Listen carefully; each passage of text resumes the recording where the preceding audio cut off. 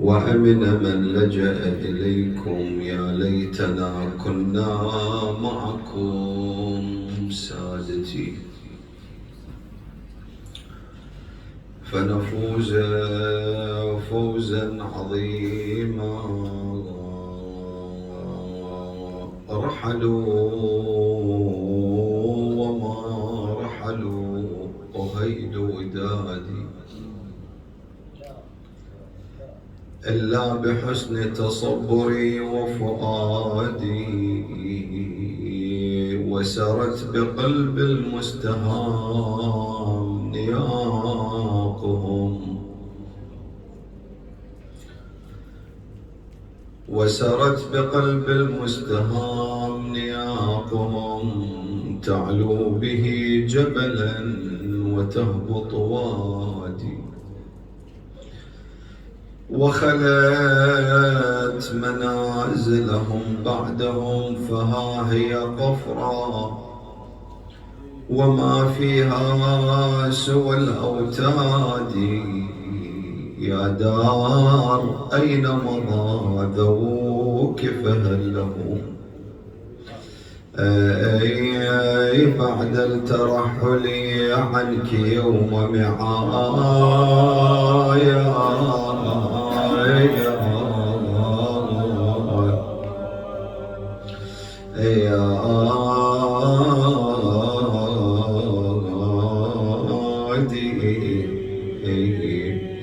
يا دار ذكرتني بعراصك القفراء، أعراص بن النبي الهادي.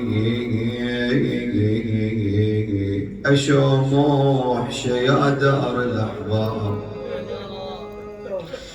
أشوموح يا دار الأحباب، والله شمض الميادور الأطياب. يا دار يا دار نجدك عن نهاليك، يا دار وين حسين راعيك، وين العشيرة والزلم ذيك. بدرها وكواكبها زهرت بيك، والساق راب البين ناعيك.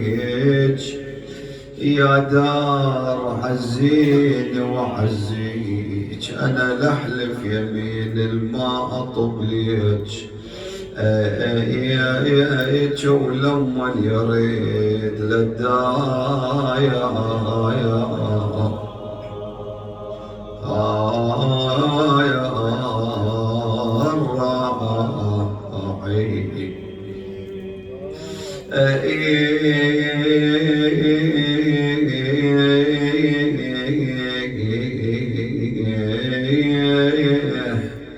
ما هام أنا عقل بغير ضجر حسين، ما هام ويا قلب بغير هم اليسر، ما هيم أجل الدار وأهل الدار.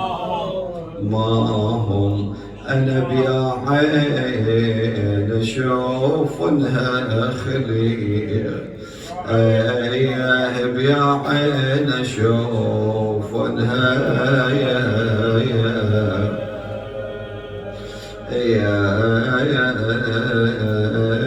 خليل.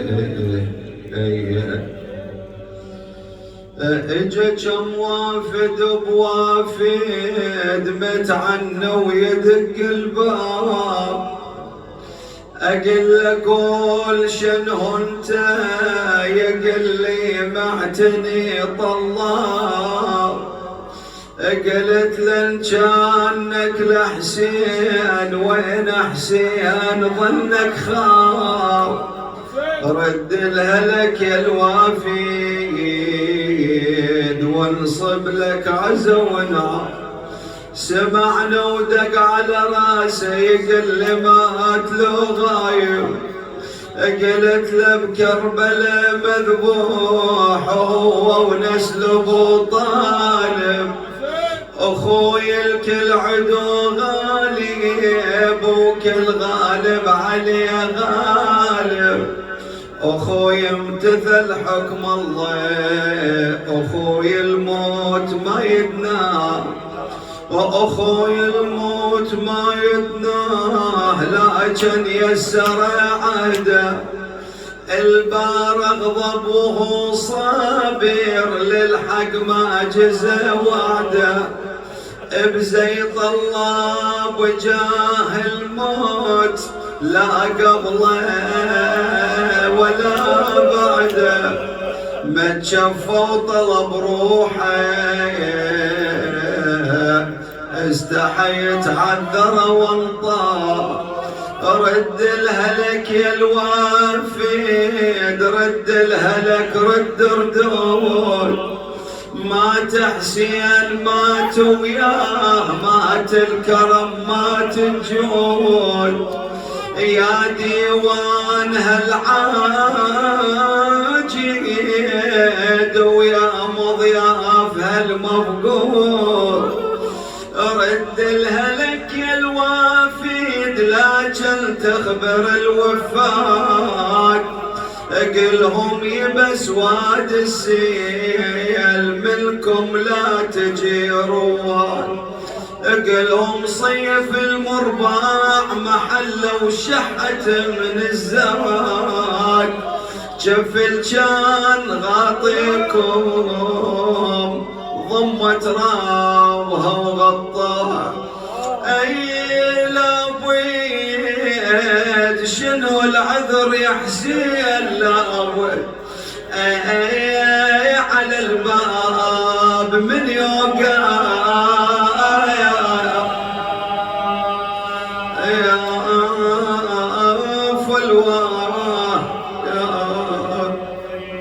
أقل رد ويقول بارد، قاطع في عفولك قاصد، يا ايد مطلوب وبجودكم واعد،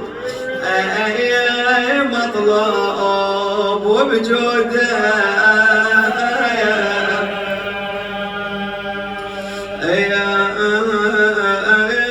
واعد.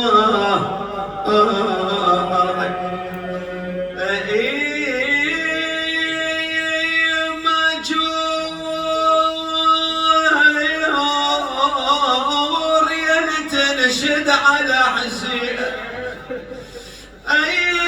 على حسين وعتمك يا لتنشد على البين، غدا الوافد وذاك العهد ويه، يا اخوي القصد تبكر بالرهين، انا عيني تصد على المجبلين ويخطر ببال وياهم عزين، وكل الهضايم سنة اثنين، وانا غايب ما يريد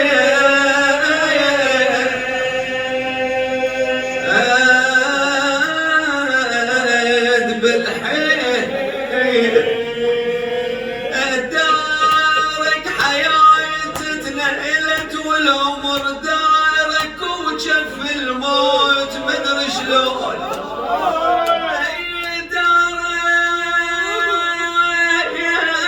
دارك يا خويا شلون اطب يا حسين، دارك شلون اسكن وهي وحشه وخليه، شلون اسكن وهي وحشه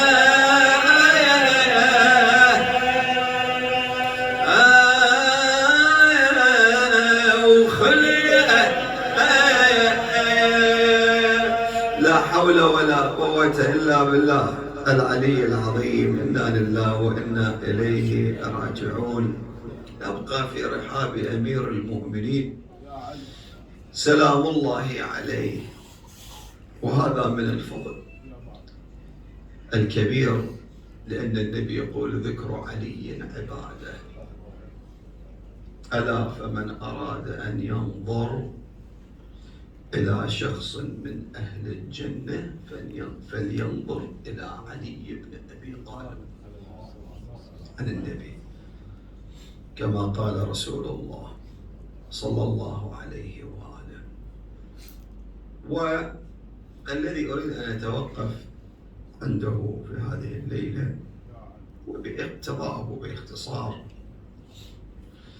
نريد أن نتوقف عند كلمات ووصية أمير المؤمنين علي بن أبي طالب عليه أفضل الصلاة والسلام. احنا ذكرنا أمس وصية الإمام، ولكن ذكرناها بصورة أنه الوصية في كلام، وإنما بدون أن نبين شيء من تفصيل الوصية. فالإمام يقول: هذا ما أوصى به علي بن أبي طالب، أوصى بأنه يشهد بأن لا إله إلا الله وأن محمدًا رسول الله صلى الله عليه وسلم. اختاره للهدى ودين الحق ليظهره على الدين كله ولو كره المشركون. هذه كلمة طبعا أنا أعتبر بها بشارة من الإمام، ذكر هالآية. يعني مهما حاول أعداء الإسلام أعداء رسول الله لطمس هذه الرسالة ولمعالم هذه الرسالة، فإنهم لن يستطيعوا. أرسل رسوله بالهدى ودين الحق ليظهره على الدين.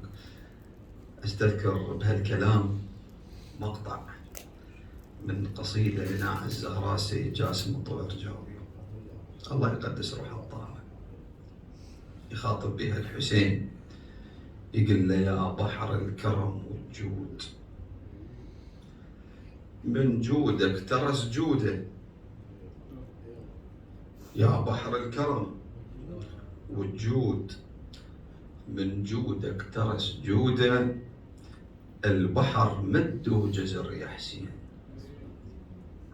البحر مد وجزر يا حسين، وبحرك ما جزر زوده. نعم، على طول مد أبد. أنت حسين والمعروف عنك بحر معروفك، مطر ديمي على الوادي، مجارم تمطر جفوفك، يوم ضياف القصد مغناه تسر وتشبع ضيوفك. وصفاتك بالكرم يا حسين عند الخلق مشهودة. أنت من بعد جدك وأبوك وأمك وعودك، إلك دور الزعامة وبيك شد الدين معبودك. وفديته بمهجتك يا حسين، ولجل بذلت مقصودك، ووفيت العهد بالدم، ودينك ثبتت حدوده. حدود الدين رسمها حسين وثبت الثاية، وثوايا الباطل بدمه قلعها وحقق الغاية. إن كان حسين رايدها ووصل لها بحسب راية، وكل أهدافه بالسجاد بعز الدين وجنوده. هسه تقول لي سيدي شنو الربط؟ يعني جبت هذا الكلام شنو الربط؟ هو الذي أرسل رسوله بالهدى ودين الحق ليظهره على الدين ولو كره المشركون. زين شنو الربط بهاي القصيدة؟ هنا هاي هم بها يحكي الآية. شو يقول؟ حدود الدين رسمها حسين وثبت الثاية. ثبتت، هاي بشارة. ثبتت خلاص. وثوايا الباطل بدمه قلعها راحة. الحسين بنهضته اقتلع جذور الظالمين إلى يوم القيامة، وثبت رسالات الأنبياء، وثبت رسالة ودين جده محمد. وصار كل قطرة من دماء أبي عبد الله الحسين بركان تحت عروش الظالمين. والإمام زين العابدين عمه سينصب في هذا الطف علم. كلما اجتهد أئمة الجور وأشياع الكفر على محو أثره لا يزداد إلا ارتفاعها وهم يزداد. أصلا تدري الله شو يقول هذول اللي قاعد يحاربون هذا النور؟ الله سبحانه وتعالى يقول لهم، يقول ذولك، يعطي مثال بالقرآن عجيب. أحسنت، يريد أن يطفئوا نور الله. هذا نور الله تمثل بمن؟ تمثل بمحمد وآل محمد. محمد وآل محمد. فمثل القرآن يقول هذول مثلهم، هسه أعطيك المثل هذا، مثل الواقف بالشارع الظهر والشمس طالعة وينفخ على الشمس، وانت شو تسوي؟ قال والله تطفي نور الشمس. شوف القرآن شلون يستهزئ بيهم. اي والله يستهزئ بيهم. شو تسوي؟ قال اريد اطفي نور الشمس. اسألك بالله سؤال، هذا شو يكون؟ هذا علمه، عظمته، وضعه، شو يكون؟ ويسوى هالموضوع، يوقف نص الشارع وينفخ على الشمس، يا برد طفي نورها. اسألكم بالله سؤال، شو يقولون عنه؟ هذا عاقل لو مجنون؟ هذا اللي يريد يطفي نور الشمس هيك يقولون عنه مجنون. زين ما بالك بالذي يريد أن يطفئ نور الله الذي اجتمل واجتمع وتجلى بمحمد وآل محمد. اللهم صل على محمد وآل محمد. فليحاربهم ويواجههم. هذا عاقل لو مجنون؟ يواجه أهل البيت؟ مجنون. هذا مجنون. كما يصف القرآن، يريد أن يطفئوا نور الله بأفواههم ويأبى الله إلا أن يتم. فهنا يا أعزائي الإمام بين هاي الآية العظيمة، كلمات ترى مهمة في وصية الإمام. أيوه، فوالله حلوة والله، كنا أذكر هاي. بعدين السيد شو يقول؟ يقول حدود الدين رسمها حسين وثبت الثاية، وثوايا الباطل بدمه قلعها، وحقق الغاية إن كان حسين رايدها ووصل لها بحسب راية، وكل أهداف وبالسجاد بعز الدين وجنوده. خلينا نبايع الحسين، وياي لو مو وياي؟ بعدين شو يقول؟ واحنا ان شاء الله جنوده، موش جنود هذا وذاك، لا للغرب نركع كون، ولا يا الشرق نتمناك، وكنا نصيح هاي حسين كنا وياك، ما ننساك بيك قلوب كل تحب مجدوده. يا ابناء الفحل داح الباب، يا ابناء الغريب حسين، بعد النوب احييكم وريد النوب منكم لا تنام العين. بعد حسين بالساحه وحيد وما يشوف معين، وهذا يزيد ضد حسين صال وحزه بجنوده. شلون الجنود عندي يزيد كلهم من شرار الناس، ويذول عندنا ابناء تنشد رجاس انجاس، طبوا كربلاء بقوه وضربوا قبه العباس. جديد مو موجود في كل زمان وفي كل مكان. موجود منه؟ موجود الحق، موجود الباطل، موجود الخير، موجود الشر، موجود النور، موجود الظلام.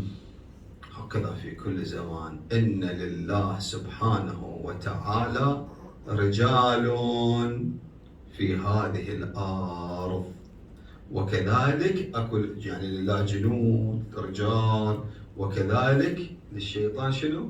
أيضا جنود ورجال.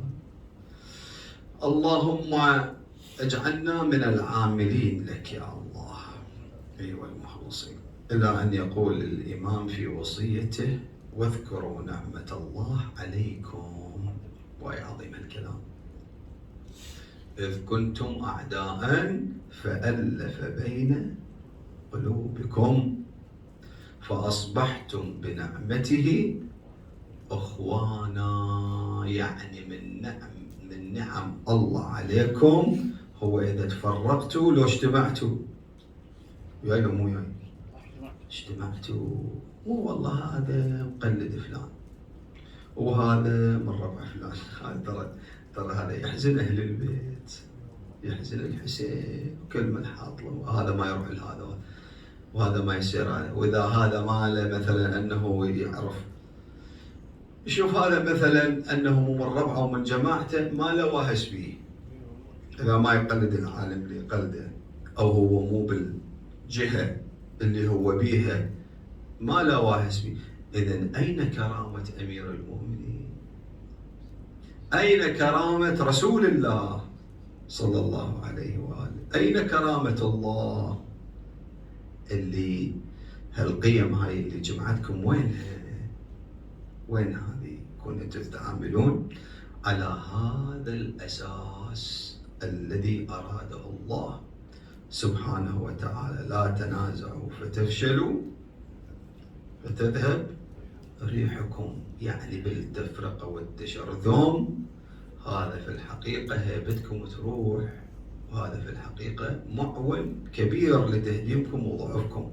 فإلى الألفة. واذكروا الإمام يقول نعمة الله عليكم إذ كنتم أعداء، يعني يسوقكم الشرق والغرب، كما تذكر الزهراء سلام الله عليها أذلة خاسئين تخافون أن يتخطفكم الناس من حولكم، تشربون الطرق وتقتادون القد والورق، أذلة خاسئين فأنقذكم الله بعد اللتية والتي بأبي محمد.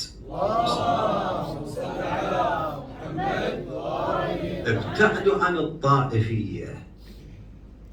وما حورب رسول الله صلى الله عليه وآله بحرب أقدر من هذه أو من الحرب الطائفية. هاي أخطر حرب على رسول الله وعلى الإسلام. وانت لما تكون بدائرة مو إلا من ربعك لو جماعتك يلا تمشي له معاملته، وهذا إذا مو ربعك وجماعتك وعشيرتك وناسك وأهلك هذا ما تمشي له معاملته إلا من ربعك يلا، هذا حرام، هذا ما يجوز. خير الناس من نفع الناس وشر الناس من لم يعش الناس في عيشه. تعامل إنساني. الله سبحانه وتعالى بعث النبي صلى الله عليه وآله لكل البشرية، ويجب أن يلمس من كل مسلم. ماذا يلمس؟ يلمس من كل مسلم رحمة محمد وآل محمد وأصحاب محمد الخيرين الطيبين اللي جاهدوا ووقفوا وأدوا واجب. يكون واحد يعني هالشكل يلبس منك ريحة الإسلام. هكذا المسلم من سلم الناس على قيم. فاذكروا نعمة الله عليكم إذ كنتم أعداء فألف بين قلوبكم. هاي من أكبر نعم الله عليكم، هو أن يؤلف بين شنو؟ قلوبكم. كذلك على مستوى العوائل، أرحامك، إخوانك، أهلك، حرام تقاطعهم أبدا. فهذه إشارة يشير بها النبي. أصدقائك، أنت عندك اثنين متخاصمين من أصدقائك، شنو واجبك الشرعي؟ يا أخوان هاي تكتب بعض أعتقد يمكن يزهد بها، بس هي هاي الدين يا شباب. هاي الدين، هاي ما عنده دين. ما نقول هذا الروايات. هنا النبي الإمام علي يقول هذا المعنى. شو يقول في وصيته؟ يقول وإني سمعت عن حبيبي رسول الله صلى الله عليه وآله يقول، بطرد وياي الحديث، أن النبي يقول الإمام سمعت رسول الله يقول صلى الله عليه وآله أن صلاح ذات البين أفضل من عامة الصلاة والصيام. أنت الآن مصايم شهر رمضان، وهاي الصلاة والأعمال العبادية لما تصلح بين اثنين متخاصمين الله سبحانه وتعالى يعطيك أجر أعظم من أجر صلاتك وصيامك. لا خير في كثير من نجواهم إلا من أمر بصدقة أو معروف أو إصلاح بين الناس، والعصر إن الإنسان لفي خسر. من اللي ينجو؟ من هم؟ الذين آمنوا وعملوا الصالحات وتواصوا بيناتهم بالمحبة بالألفة. شنو الإسلام يا شباب؟ شنو الإسلام؟ عداوة؟ يعني خلينا نفهم. صليت وصمت وثمان، لا ما لك شغل بالبشر. لا والله أنا ذولا متزاعلين ما لي شغل بيهم. ليش ما لك شغل بيهم؟ الله مو طاك لسان؟ الله مو قال لك اصلح ذات البين؟ الله مو قال لك هذا الخير هنا او اصلاح بين الناس؟ مو هذا نص قراني؟ هذا الخير الله قال لك هذا. زين وين ليش؟ تقول له سيدنا انا ما اقدر اكذب. هسه انا ما بدي افتح موضوع، اخاف ياخذ الكلام بعيد، لان انا سمعت فلان باذني. هاي مساله شرعيه يا شباب.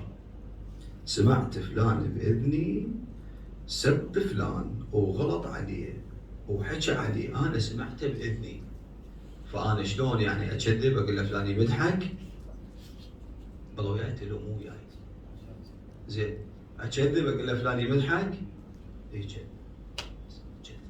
اقول له فلان يمدحك. هذا الدين يا شباب. المعده هاي ما عنده دين. ارحامك خاصمين، روح اكذب قل له ترى يحبك، حتى لو حاكي عليه اعكس الكلام، اعكسه. هذا تؤجر عليه. هذا اذا كان هذا الكلام اللي بيه اصلاح ذات بين، كلمه طيبه. هذا كبير قومه، هذا المؤمن، هذا كبير عشيرته، هذا كبير ناسه، هذا كبير اهله، هذا كبير جماعته. اما على كل حكايه وزعل، عقليته ايش هي؟ عقليته ايش؟ ابدا. كون الانسان المؤمن عقليته لها حدود. لو ما لها حدود ما لها حدود. لا تحد نفسك تقول لا انا مره تعبت، لا امشي جاد يدلك. هاي من وصايا طبعا امير المؤمنين سلام الله عليه اللي احنا قاعدين مجلس ونريد نعرف وصيه علي بن ابي طالب سلام الله عليه. وبعدين الامام يمشي بالوصيه الله في بيته ربكم لا يخلو منكم، الله في الصلاه، الى ان يقول الامام سلام الله عليه. اذكر هالمقطع هذا: يا بني عبد المطلب لا تخوضون دماء المسلمين، تقولون قتل ابن ابي طالب، فلا تقتلوا بي الا قاتلي.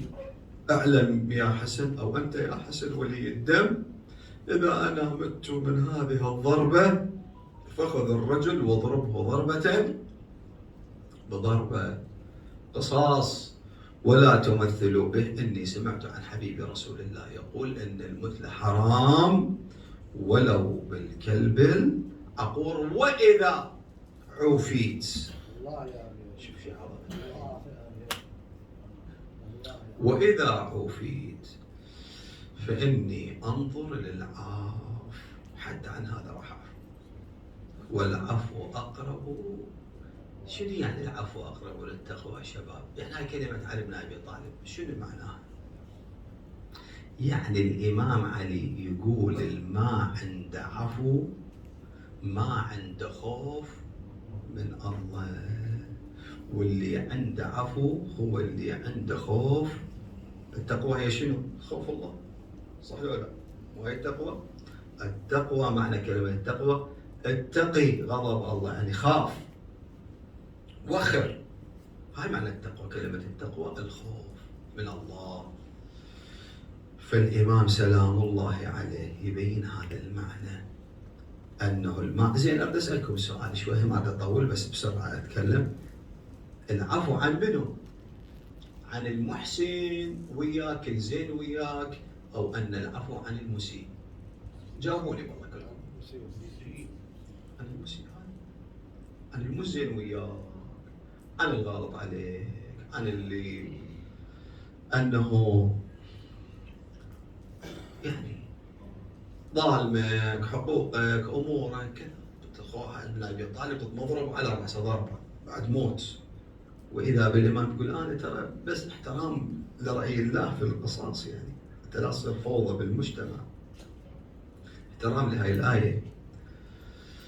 وإلا أنا إذا عفيت أنظر إلى العفو، والعفو أقرب.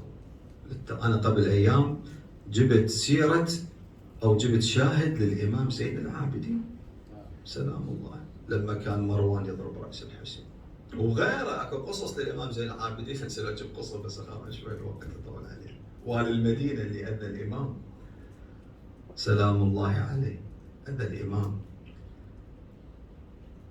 على كل حال معاوية بن العاص بهالاسم هذا كان والي المدينة وأذى الإمام سلام الله عليه، وبعد من صار الانقلاب وقفوه بنص السوق. هذا الزبيرين وقفوه، هو كان أمر وكان مأذي زين العابدين سلام الله عليه، يعني كان له مساهمة حتى بإخراج سيدتي زينب سلام الله. لأن السيدة زينب من اجت للمدينة سوت ثورة بالبكاء على الحسين سلام الله، فأخرجوها وصلت كذا، فكان مؤذي أهل البيت جدا. هذا صار الانقلاب حطوه وين؟ بالسوق، نص السوق حطوه. الإمام زين العابدين سلام الله عليه كتب لشيعته والموالين لا تمرون بالسوق، أخاف يشوف واحد منكم ويخاف. عمي دين رحمة، كن يشم منك رحمة محمد يا جماعة. اللهم صل على محمد وعلى محمد. صلوا على محمد. اللهم صل على محمد وآل محمد. مو فخر انك تعفو عن الاول، ماكو فخر انك تعفو عن المحسن، هو محسن باش تعفو عنه. الفخر تعفو عن منو؟ ما هذا الكلام صح ولا غلط شباب؟ هو هذا العقيدة. والإمام راح له بعدين بالليل، كان مضيق لثامه، بعدين اجى إلى فك الإمام لثامه قال له لا تخاف على هونك يا ابن أخي، لا ترتعب، أنا جئت إليك أقول لك إذا كان عليك دين أديناه، عليك حق وظلامة، واحد مدي واحد مخوفك، قل لي أنا قال أنت أنا اللي أذيتك وشلعت قلبك وما خليت حرب ما حاربتك، هيك تجيني. قال لي إحنا غير، إحنا آدابنا آداب شنو؟ محمدية، مو آداب أموية. هذا دور انتقام وثارات وعرك ومدري شنو مخافر ومحاكمة. لا ويا بعيد، هذا بعيد. هذا مو ضعف، هاي قوة إيمانية. الإنسان إذا ما كان هكذا ما يقدر يجمع أخوانه وربعه وناسه، ما يقدر إلا بهذا الخلق الطيب. ملكنا فكان العفو بالناسجية، ولما ملكتم سال بالدم أبطحوا، حسبكم هذا التفاوت بيننا وكل أناء بالذي فيه. والله أحاديث جدا خطرة. الله قال الإمام وينهم ذول الاثنين أنا ما أشوفهم بالمجلس يجون؟ قال له والله صار خلاف وتهاجروا فلان وفلان. هاي في الرواية هسه اللي عالق بذهني من الرواية سامحوني. الإمام ايش قال؟ قال كلاهما ممقوتان مطرودان من رحمة الله، اثنين. قال له لسيدي الظالم والمظلوم، قال الظالم والمظلوم ذولا متقاطعين، اثنينهم مطرودين من رحمة الله. الظالم هذا حديث الإمام الصادق والحق. قالوا لسيدي الظالم بظلمه، المظلوم ليش؟ قال المظلوم لهجرانه لأخيه. حتى يروح له يقول أخويا أنت الحق وأنا هذا وسامحني 8. من الذي يمنع أن يقول هذا الكلام؟ هذا الدين، هذا مجال عميق. أنا قاعد أحكي لك هذا الإمام الصادق. وأسولف لك بعد أشياء عجيبة عن أهل البيت سلام الله عليهم. البيت الرحمة، هذول شنو قاعد يسوون؟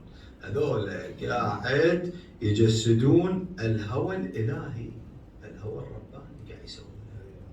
كنت توصل لهالعمق هذا. اكو بعضهم يصلي ويصوم لكن تكره الصلاة من وراء. تكره الصوم من وراء، اعوذ بالله. طبعا ما نقصد المؤمن البعيد، يعني ضوج، يعني يقول لك على الاسف هذا يجي يصلي، هذا يجي يصوم، بسلوكه اما بخيل اعوذ بالله، واما متكبر، واما تخاف ما ادري ايش يطلع عليك اعوذ بالله من وراءك، اشكال من مصائب. ولذلك المؤمن يجب كما يقول الإمام الكاظم: من المؤمن العاقل؟ يقول الإمام إن المؤمن المكتمل العقل له 10 علامات. ما أقرأ 10 بس العلامتين. العلامة الأولى للمؤمن العاقل أن يكن خيره، برد وياي، أن يكن خيره مأمول. هذا موسى بن جعفر. والثانية أن يكن شره مأمون. إيش حتى لو تحكي عليه، حتى لو ظلمه ما يظلمك. هذا المؤمن. اللهم اعطينا هي الروح. قل يا الله اللهم اجعلنا إنك كما تحب فاجعلنا، إنك كما نحب فاجعلنا كما تحب يا الله. هذا العطر الطيب، هذا العطر مو التيروز، لا هذا العطر، هذا العطر هذا. بس ما ادري الانسان اللي يمشي بهالخلق مو تنطبق عليه الايه لو ما تنطبق عليه ان الله يدافع. اي هذا يصير دفاع عن الذين، مو اني وقوتي وفلوس وناس وعشرتي ورد عليه ب10. هذا حكي تكرم زعاقيط مال ابليس. ما يفيد. اما المؤمن غير نفسه غير. إلى أن يقول الإمام: والعاشرة وما أدراك. تعبتكم أنا شوي بالكلام. وما أدراك ما العاشرة. الإمام موسى بن جعفر: أن كل ما رأى شخص قال هذا خير مني. قالوا يا موسى بن جعفر إذا شاف الأدنى المخربط المدري شنو، قال يسكت ما يتكلم عني. والله انتبه الحديث، ما يسكت، ما ينتبه حتى لو شاف المخربط، يسكت ما يتكلم عليه. شو يقول؟ بل يقول لعل خير هذا باطنا وشره ظاهر. هذا ما اقدر احكي، يمكن عنده شيء زين ويا الله، اخاف. شيء عميق. هذا كما قضية موسى تسامعيها يمكن سمعتوها. آخر شيء لما قال باكر جيب واحد للمناجاة، أنت أفضل منه، خلق أنت أفضل منه. يقول راح للبشر هكذا. آخر شيء راح شاف له شيء اللي بتذكرون واقع الإمام الصادق سلام. راد ياخذه بعدين بطل. راح موسى عليه السلام للمناجاة، الله سبحانه وتعالى قال له: شو جيتني وين هذا؟ ما جبت لي خير أفضل، خلق أنت أفضل منه. قال يا ربي هالشكل الوضع وأنا وصلت إلى هذا الكلب. فقال الله: يا موسى لو أنك أتيتني بهذا الكلب لمسختك من ديوان النبوة. شوف نفسك أفضل، دير بالك. دائما قول يا الله دخيلك، يا الله لما تريد تحكي على واحد أوقف. صح مرات يصير تحامل، بس هذا التحامل مو كره، من شوق. والله ليش فلان ما يواصلني؟ ليش ما يجي؟ تحترق قلبك، صح ولا لا؟ بس أنا أفكر راح أذبه بنقرة وأذيه وأسطح. لا مو هيجي. أما شوق، والله مشتاق، والله أحبه أنا، شو أسوي؟ احترق قلبي، وين هذا؟ إيش بيه ما يجيني؟ أحب هذا، واقعا أحب هذا. بس هذا واحد يقول لي يتعارك وياي: سيدنا وينك؟ ليش ما تجيني؟ الصورة هذه أصب عليه مثلا أحبه أكثر. أقول هذا يحبني، صح ولا لا؟ يحبني أنا، لو ما يحبني كان ما أتعارك عليه. الله يذكر السيد الوالد الله يرحمه قدس روح الله، يقول يا ابويا واحد من يعتب عليك لو يزعل وياك لا تضوج. قلت له ليش؟ قال هذا يحبك، هذا لو ما يحبك كان ما عتب عليك، ما قال لك وينك، ما زعل عليك ما اجيت. واقع شباب، حب، هذا حب، حب على كل. قلت له ابويا يسالني قال وين فلان فلان فلان فلان؟ قلت له والله ما اشوف الناس مشغوله ولا دوام. قال يا ابويا الماء يروح لك روح له، والماء يخابرك انت خابره. بس كل واحد المقابل يفهم هذا المعنى، كون يعني يفهم هذا المعنى. على كل حال يا اخواني، نسال من الله ان يجعل في قلوبنا الحب والعفو والرحمه حتى نستحق رحمتك يا الله. لا تخوضوا في دماء المسلمين. تقولون قتل ابن ابي طالب، اهل البيت اصلا ما راحوا مقاتلين، حتى الحسين سلام الله عليه، ترى الحسين ما راح مقاتل. اكو مو بعض الكتاب شو يقول لك؟ يقول لك الحسن كان مصلحا ما يدور حرب، ولكن الحسين كان محاربا. واكو جرى؟ لا عمي ابدا، اهل البيت كلهم منهاجهم واحد، لكن هم الحسين سلام الله عليه. الفرق بين الحسن والحسين تدرون شنو؟ ان الحسين غدر به، كتبوا له 12,000 كتاب، وقد اينعت الثمار واخضر الجناب، واقبل على جند لك مجند، وان لم تاتي شكوناك الى جدك رسول الله. اخذ عياله، وراح اسالكم بالله سؤال، اللي ياخذ عياله واولاده ويروح نساءه هذا مقاتل لو مو مقاتل؟ مو مقاتل، ما راح مقاتل. وقف بنصهم قال ابوي هاي كتبكم، انتم قلتوا لي تعال، قالوا لا الا تنزل على حكم وتبايع يزيد بن معاويه. قال لهم زين خلوني اروح لمصر، اروح للحجاز، اروح لارض الله الواسعه، لليمن. ايش قالوا له؟ قالوا له الا تبايع. فقال لا اعطيكم بيدي اعطاء الدليل، ولا اقر اقرار العبيد، ولا ارى الموت الا سعاده. هذا الحسين سلام، والحياه مع الظالمين الا برا. نعم، ترى دار امير المؤمنين في مثل هذا اليوم خاليه، وزينب العقيله تقيم العزاء. خل ترفع حمايمها وتفرع رؤوسها الساده،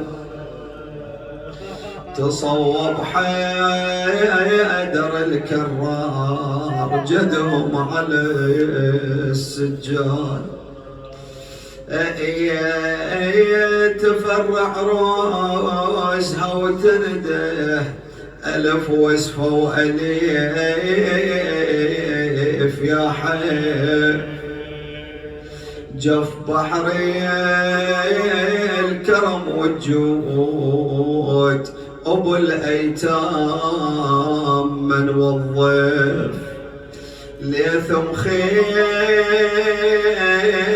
يصل الصيف، ليثم خيف هل شيف النذيل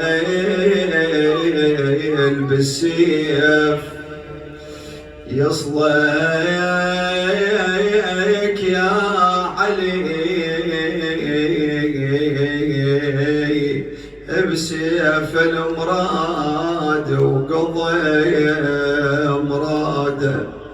يمين مولود بالكعبة وبحجر النبي رباه، واختار اسمك من اسمه العلي الأعلى وعلي سماك.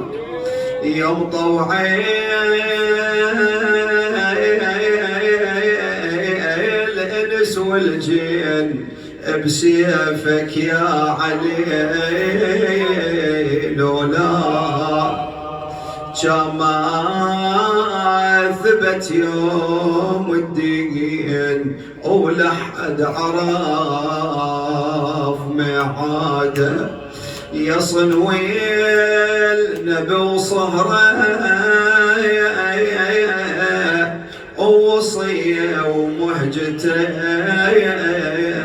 وروحه امسى ينوح امسى عليك الدين اي نوح وكل مسلم كثار نوحه يا تنصاب بالمحراب يا علي جيت انصاب بالمحراب او دمك تسفي جروحه يا صاب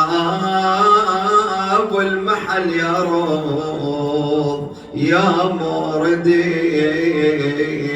الورادة انت يا باسمك بالسماء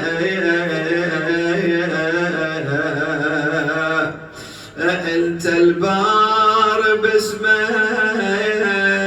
بالسماء باها يا علي الاملاك بكل غزوة نصرت الدين مشهر سيفك الفتاك يا فادي وياي كلكم هنا يا فادي النبي بالروح كل ارواحنا تفداها يا فادي النبي بالروح كل ارواحنا تفداها قواض من هل الوفاد خل ترتحي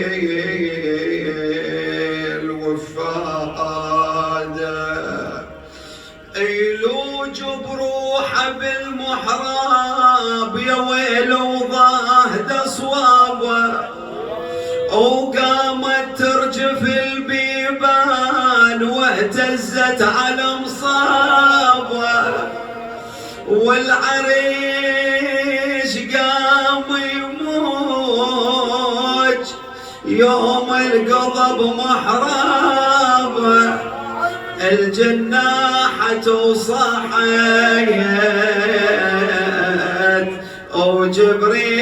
وجبريل الجناحة وجبريل بالسمنايد نادوا سمعتهم جلثوم صاحت يا حسن وحسين سمعت الصايح بهالساع اي والله صاح وسمعت ام كلثوم نادت يا حسن وحسين اي قوم انصاب ابونا الساع سمعت الهاتف بهالحين ينادي عروة الوثقة انصاب براسه بالحسنية وانهدمت اركان الدين وتفازع ولاد الفوا للمسجد ينادون راج بالمحراب لكن يجذب الونه والوادم تنوح عليها وصارت بالسم الحنيه وكل شي علته بقلبه بنار ويجدح زناد الله وجابوا الإمام إلى داره وتشوف الدار مثل هالليلة خالية من أمير المؤمنين والله الحسين عليه أفضل الصلاة والسلام، وتخاطب أبوها بآلامها وأحزانها، تقلبوا يا ابو ماتنا يا امه لمن يغفن عيون اليتامى، لمن يغفن عيون يا علي خل احصب لك الهامه يا بلشن يا علي تقوم بسلام ويتم هلال عيده يا كبتمام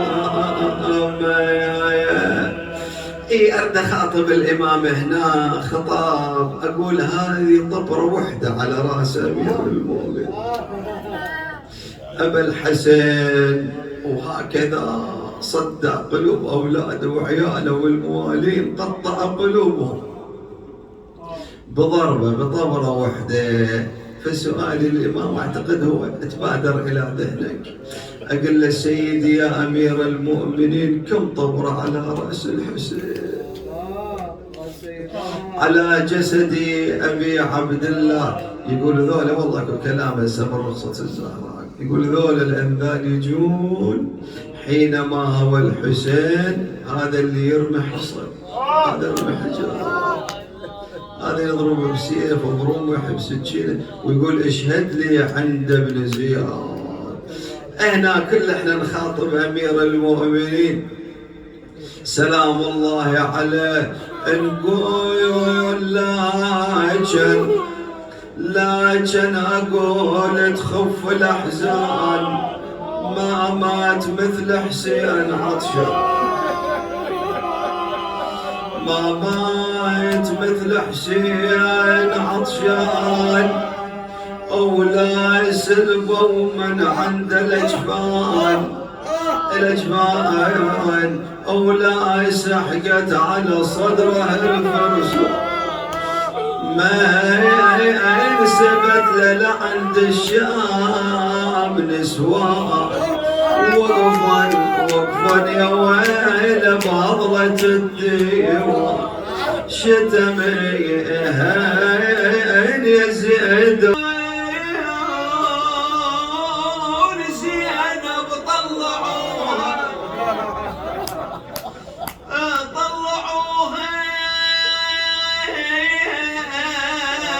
وحرقوا قلبها براس اخوها، ولو بجت بالصوت اضربوها، سبوا الزكية وشتموها، صاح الفزيع يا زينب هنا، طلع حسين بالحوم ذبحناه بعد، ومعوان فرخة ان صدره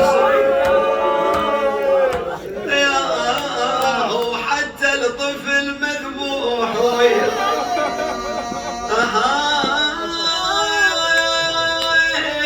هذا الماء عدنا وما سقينا، هذا الماء عدنا وما